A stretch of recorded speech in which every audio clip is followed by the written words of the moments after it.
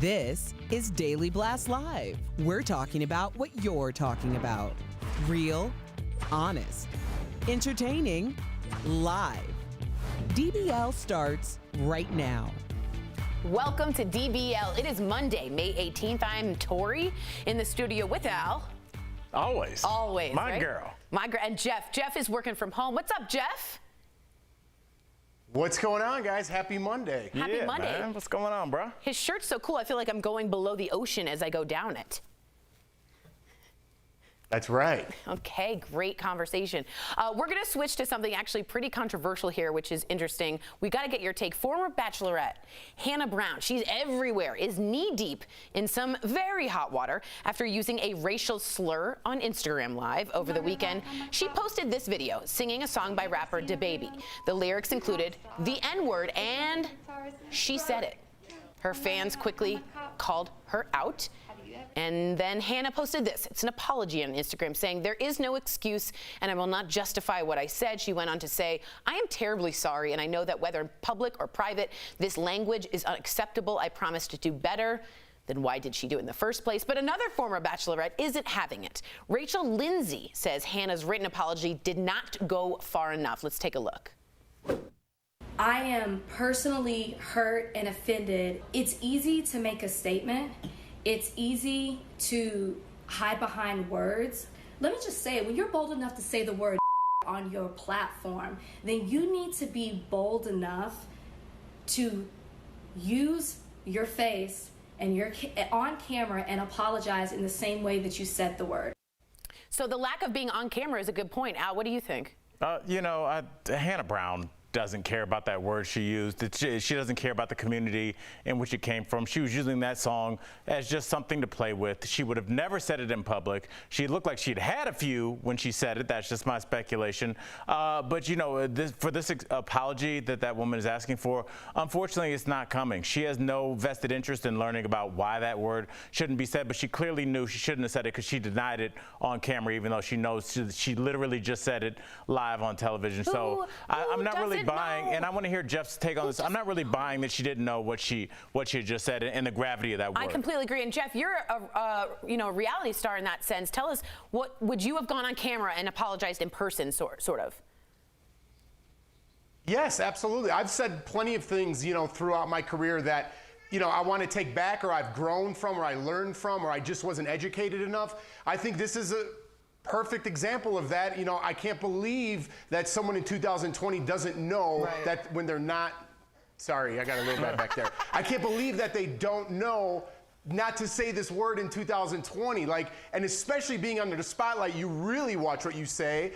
And I mean, listen, I get where Rachel Lindsay is asking for that apology. Buddy, this is a serious conversation. Come on, what does Leighton think about it? You're going to make a lot of mistakes in your life, buddy. All you got to do is just apologize and take it back and learn from it. That's the most important thing. Learn from it, all right? That's good. Good talk. You're good. That's we can move on. Yeah, he should keep Leighton all the time. He's very good with Leighton. All right. For the first time ever, American Idol aired its finale last night virtually. Ryan Seacrest crowned 20-year-old Harlem subway singer Just Sam as the winner from home. Katy Perry also gave an animated performance of her newest song, Daisies. Wearing a hot pink dress, she was superimposed on a colorful pop art set. But it was Lionel Richie that revealed a star-studded rendition of We Are the World, featuring past and present Idol contestants. Let's take a look. We are the world. We are the children. We are the ones who make a better day. So let's not give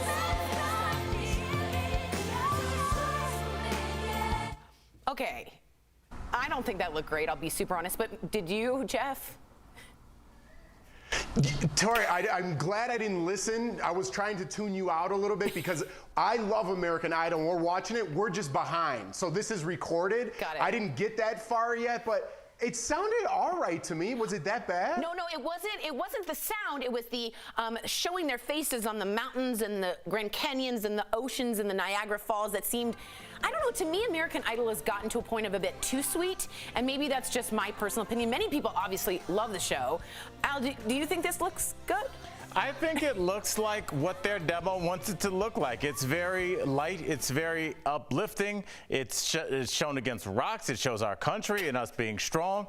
And look, is it for me? No, but that's all right. I don't watch American Idol, but a lot of people do, and I bet you a lot of people enjoyed it. And any kind of thing that's got people kind of uplifted, I'm all for it. You know what the best part of that comment was, Al, when you said it's got rocks in it? Yeah, it shows our country. I assume that was the Grand Canyon. I assume. I don't know. Yes. Please, I'm not laughing at it. I'm just saying it wasn't for me. But please let me know. Oh, Monument Valley, I'm hearing. That's what I said. That's not it. If this pandemic has taught us anything, it's that sometimes you need to just let it go. And Snoop Dogg is no exception. So he posted a video listening to the hit song from Frozen in his car. Watch this. Let it go, let it go. Can't hold it back anymore. Let it go. I had to come sit in my car and listen to this man. Let it go. That's the funniest thing ever. Well, Let It Go singer Idina Menzel took notice and posted her own response on social media. So let's have a look at that. We're all gonna get out of this soon. Like you said, Snoop, we can all just drop it like it's hot. That's awesome. That was Snoop's 2004 hip-hop classic. I sound real cool. Hip-hop classic. Drop it like it's hot. Jeff, I looked exactly like what you thought I looked like. What are you doing to let go these days? I could relate with Snoop. Like I said last week, we just got Disney Plus for some reason, which is amazing. So we've just been watching Disney movie after Disney movie, a lot of them on repeat. Frozen is a favorite in this household, Frozen 1 and 2.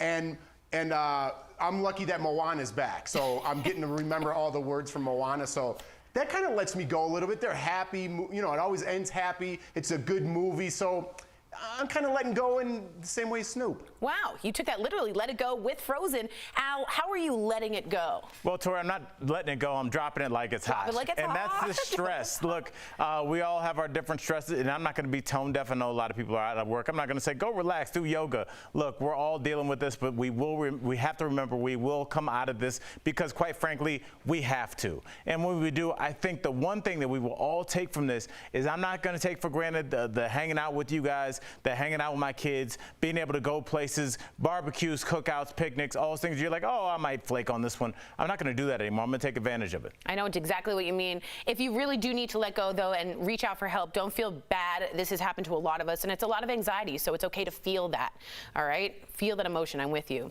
Let's move on to someone who has some interesting moves here. This is Naomi Campbell, and she's on the move that making sure to stay safe during the pandemic. The supermodel posted a selfie from an airplane wearing a full hazmat suit, goggles, and a face shield. It is not clear where Naomi was headed, perhaps the laboratory, but some think wherever they filmed Outbreak.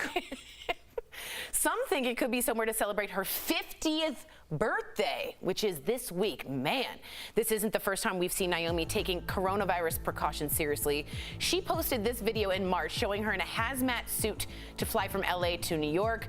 I sort of joke about this because remember, Al and Jeff, if you remember, we saw her like wiping down in one video all the stuff and everyone was sort of laughing. And Sam Shocker used to say, I do that. And we were all like, haha. And now we're like, oh my God, genius. Really smart idea. Is a hazmat suit out of the question, Jeff? I don't know. It just depends how far of a phobia you have with this thing. Listen, again, we have a minute left. It's too short to get this conversation really going here. But I think it's slowing down in general is what I'm trying to say here. There's a number of reasons why I say that, but I guess you could never be too cautious in the end. Al Fashion Jackson, are you okay with the hazmat suit or is it a faux pas? I'm all for it. Look, whatever you can do to make yourself as healthy as possible, have at it. I mean, is she making a little bit of a spectacle? Yes, but she's a supermodel. They're going to do that. But I think if they have a toned-down version for us regular folk, I think I might have like a basic, whatever the Old Navy version of that is, I'll be wearing it. Can I have the American Eagle version of whatever she has? That's funny that she's turning 50. Doesn't she look just fabulous? She's a supermodel, Tori. What do you think? It's a good point. What do you think? She's going to look like me? Jeff, you're sticking around. Al, maybe not. Coming up on DBL, comedian and master ventriloquist Jeff Dunham on DBL for the first time. How are his famous characters dealing with quarantine? Plus, We're paying tribute to two famous faces who recently passed away, sportscaster Phyllis George and actor Fred Willard. And as we go to break, check out our nearly empty studio.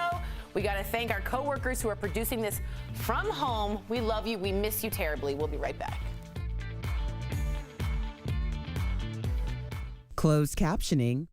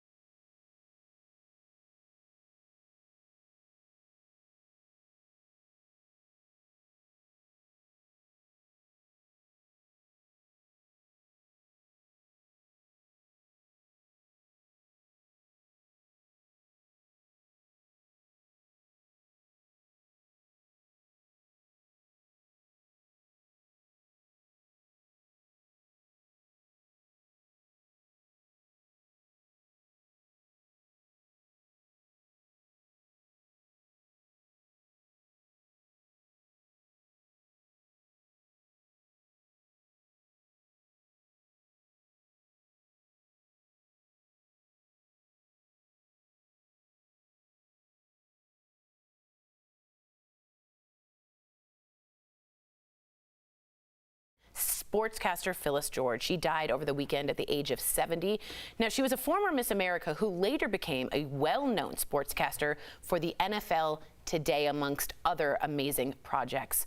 Actor Fred Willard also passed away over the weekend at the age of 86. He was one of my absolute favorite improvisers and jokesters. Willard was a super well-known comedic actor, best known for his roles in the mockumentary genre. Check out this clip of him in Best in Show. You know what would be funny? I don't know if they can do this, just an idea off the top of my head. Why didn't he put on one of those Sherlock Holmes hats and put a little pipe in his mouth? Are they ever allowed to do anything like that, dress up a dog in a funny way? No, that's not quite what the purpose of these shows But is. it would, I think it would really get the crowd going. You know what I mean? The Sherlock Holmes hat yes. with the pipe. I don't know if you could make it look like smoke's coming out of the pipe. I think that would be a little dangerous. I'd get a kick out of it. Oh, man, I love Fred Willard. So, Jeff, I know you love those mockumentaries, too. Really quickly, near the end, Jimmy Kimmel, who was always a huge fan of Fred Willard, had him on his show and helped him basically get through his wife passing, and he did some stand-ins for Jimmy Kimmel and kind of healed him. What was your favorite Fred Willard moment? Holy cow. Fred Willard's one of those guys, I mean, from Everybody Loves Raymond. I could go on and on. Fred Willard is that guy who is in every single thing in movie that you watch. You're like, hey, that guy's in there, but I'm not sure I know his name. His name's Fred Willard. What an amazing career. What a hilarious guy, and rest in peace. Totally. Yeah. Midnight at the Oasis. And now, I just want to say this about Phyllis George. And Jeff, I'm sure you've watched the ESPN 30 for 30 about Jimmy the Greek and, you know, the beginning of the NFL pregame shows, which now they're women reporters on there. No one bats an eye. She was the first, and this was such a watch program. The pushback and hate. Let's be honest. That the slings and arrows that she took, so that we have the incredible female journalist that we have today. She should not be forgotten. She's a true pioneer, and she went through the real life Anchorman with no jokes. Wow. So yeah. So such a good way of saying that. Yeah. She went through the Mad Men or that era of that. Yeah, with no jokes. Putting a former Miss America on an NFL sports team was not a thing. No. It was not to be even a concept. So. Well, I stand on her shoulders, as do the rest of all female journalists, and we will hopefully rest in peace to both of them. Well, coming up next, ventriloquist Jeff Dunham and his little friend. Don't go anywhere. Walter. We all know that movement is like medicine, but getting the movement you need to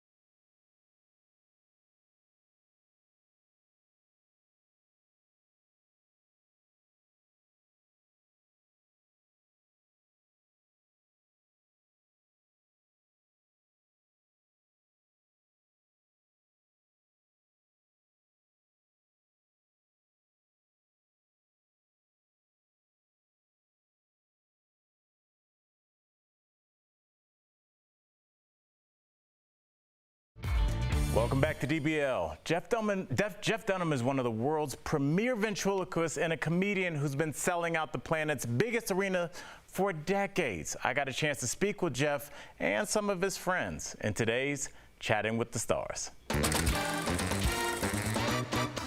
I make a living talking to myself, which means some forms of mental illness actually pay off. Stop it! Jeff Dunham, welcome to DBL. Let's just get the question out of the way that everybody wants to know. What have you been up to in isolation, and what have you been doing as a family? Al, it's just like everybody. We're trying to come up with stuff. I have twin boys right now that are 4.5 years old, and it's a good age and a bad age for this to be going on right now.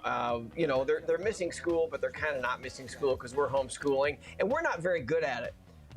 The list of stuff that I have come up with that we do, and Audrey as well. I mean, dude, I ordered sea monkeys.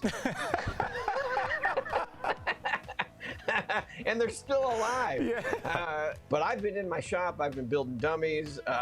You're writing jokes is tough right now because when performing comes back, as you know, Al, it's going to be difficult. When's that going to happen? And I think humor is a really important part of everyday life, even in the darkest of times. Was it bad that I unplugged my cousin's life support to charge my phone?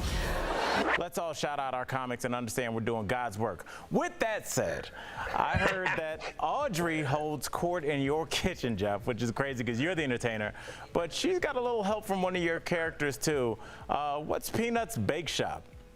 Oh, Peanuts Bake Shop. That is a company that she came up with, Audrey came up with, and she sells is developing these chocolate chip cookie kits that anybody can buy. They're on audreydunham.com, gluten-free, dairy-free, the whole thing. You put them on a plate, nobody knows the difference. Well, my youngest son is gluten-free, and I know like how much the technology with gluten-free has changed. You know, I eat half of his snacks, and I'm like, oh yeah, you ate all your cookies, buddy. And he's like, I did. And I'm like, you did. Let's move on. That's great. May the force be with you. Chewbacca doesn't have lines. Whatever. Well, you're good at obviously creating characters around what's going on. So you're at home now. So I'm doing some math here, Jeff. Has being at home inspired any new characters? Help me break a story on DBL right now. You know, I always want to create characters that people can identify with, and so this is the new guy right here. Hold on, can I do this camera right here? Got the AirPods and everything. That's awesome. Oh yeah, he's got the AirPods, and then of course it's this. Right. That's everybody's child right now. Everybody can relate to that. Now, Jeff, we cannot neglect your veteran characters because you know your diehards would kill me if I didn't ask, how is Walter handling isolation? Jeff, tell everyone where your star is on a Hollywood Walk of Fame. It's in front of the CVS pharmacy. Walter looking grumpy as ever. How has it been spending time with your wife, man? Spending time with my wife? Well, let me tell you this.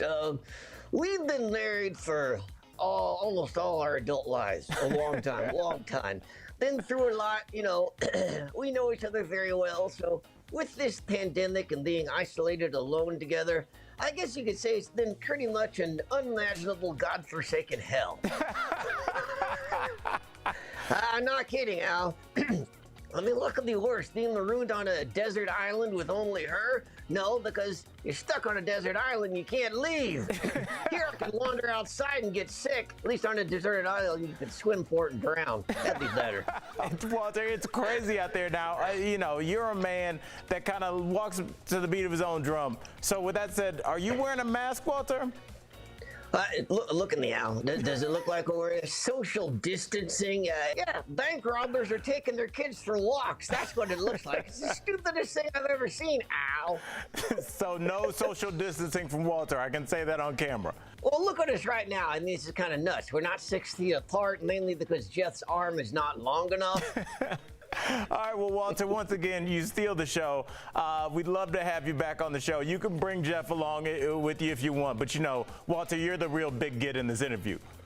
Well, thank you, Al. I appreciate that. It's good to see you again, too. So thank you very much. Yes, whatever. I don't care. Jeff Dunham, Walter, we love you here at DBL. You guys have a home here at DBL. I hope to hear from you soon. That's awesome. Thanks, Al. This was a lot of fun. No, it wasn't. Yes, it was. No, it wasn't. Come on, Walter. No, it wasn't fun. It wasn't fun. Promotional consideration is brought to you by... Hello, I'm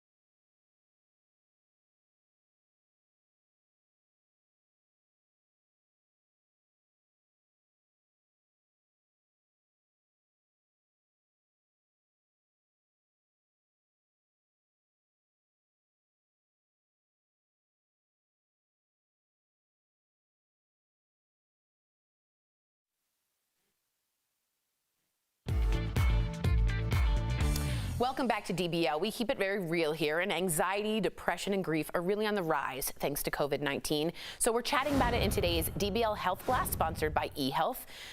Okay, according to a new poll, 45% of adults in the U.S. say the pandemic is having a negative effect on their mental health. But here are some tips to help cope. First, give yourself transition times during the day. Create a schedule and stick to it. Also, make specific spaces in your home for those events. Number 2, designate a daily worry time. You can call it whatever you want. You aren't allowed to dwell on anything outside of that time. If worried thoughts do pop up throughout the day, write them down and save them for the next day's worry time. Third tip, connect to your senses. Connecting to your body will actually lower your anxiety. And finally, let yourself be sad about things you've missed. It's okay to be upset over that missed vacation or that canceled birthday party, no matter how small. It's all grief, and that should be processed. When it comes to your health and flying salads, for affordable quality health insurance, call eHealth at 1-800-850-0679. I think, do you feel any anxiety and depression? We're very open here. I have. Jeff, how about you?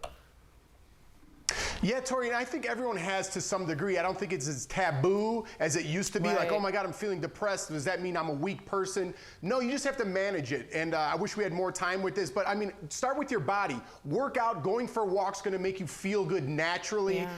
Limit that social media time. That's another big one for me. And look at positive things. A ship can't sink unless you let the water in. Think of that as the negativity coming into your body. Keep it out of the boat. I like that. Nautical metaphor to end the day. I love that. Ahoy, hoy, sir. Thanks, Jeff. We will see you later. Great words. DBL's new every day. And we'll be back same time, same place tomorrow.